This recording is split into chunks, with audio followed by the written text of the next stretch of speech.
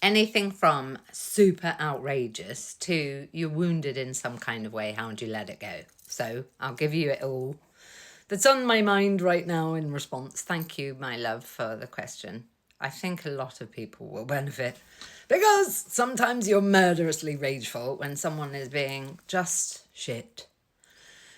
And sometimes it stacks into and compounds rather with other things that have hurt you. So take what you want, leave what you don't. My name's Poppy. I'm a psychotherapist, psychologist, coach.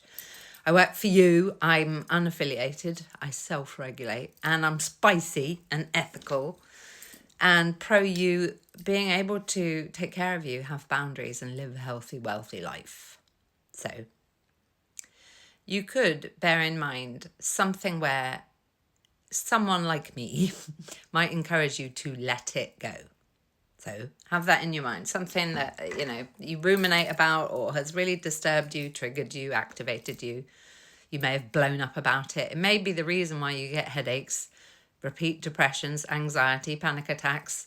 You come out in hives, you trichophilia, when people pull their hair. Any physiological symptom, I would say, look at the metaphysical. Louise Hay is a beautiful resource. She's got an online directory. What's that called? Signs and Symptoms, Louise Hay. She cured herself of cancer twice. It gets to be something we listen to. There's also a book, I was going to say Going Mad to Stay Sane. That is a great book as well, Andy White. However, I meant to say The Body Never Lies, Alice Miller. So you're welcome. I know there's a lot here. However, if you'd like to get your shit sorted out, this is the way to do it. Said with love. I did sound spicy.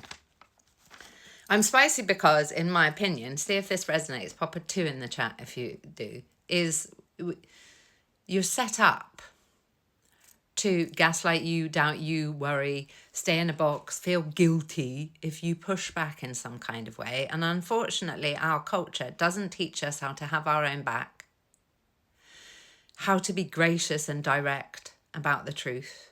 What's a yes, what's a no, none of that. Actually, if you'd like to start somewhere, Thrive Boundaries Mastery, you're so welcome to have it. It's up here in the link in my bio. Nearly £300, that programme, a month ago. Now it is pay what you feel you are worth, because I would like you to be safe. And if we can't use anger effectively, i.e. we get frustrated, hurt, and you're not safe in this world. You won't trust you, and people will take advantage in some kind of way. So that's why you get to have it. You've got 3 months access.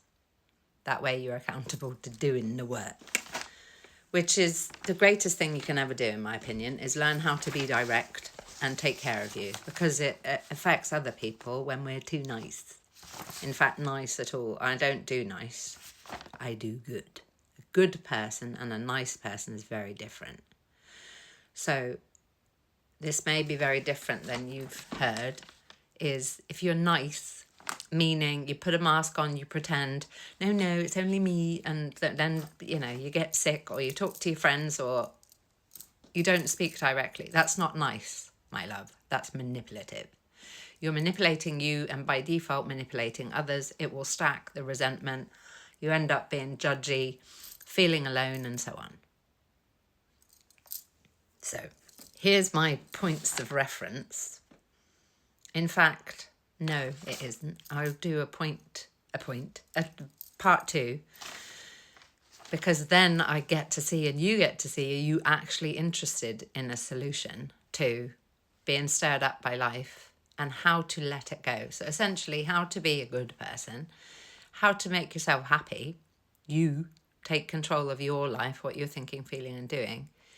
And equally, it will let us know, be interesting for me to monitor. And this isn't a test, it's the reality about life is how many people actually want change. Because doing the they should do it differently thing, that's called dictatorship.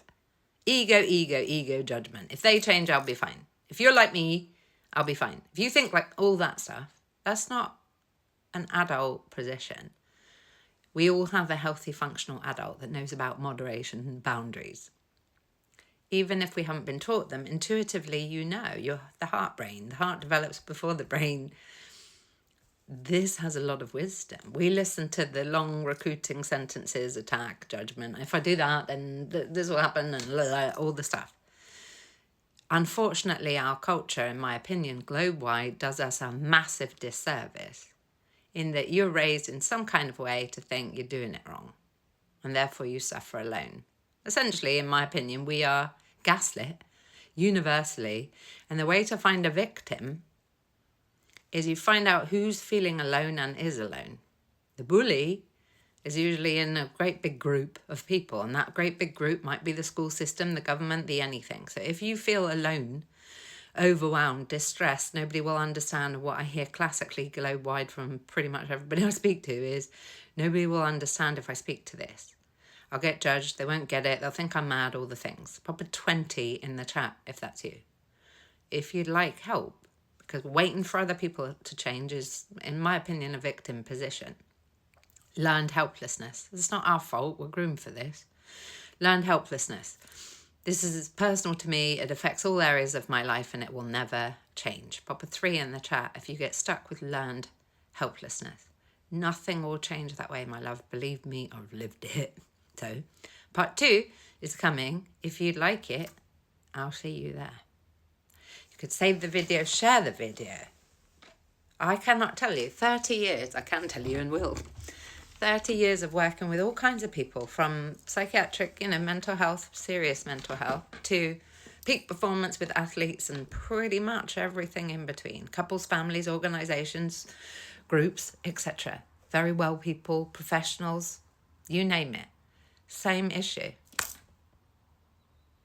We self-censor and it's dangerous, and we leave other people with a legacy of our unhappiness. See you in part 2.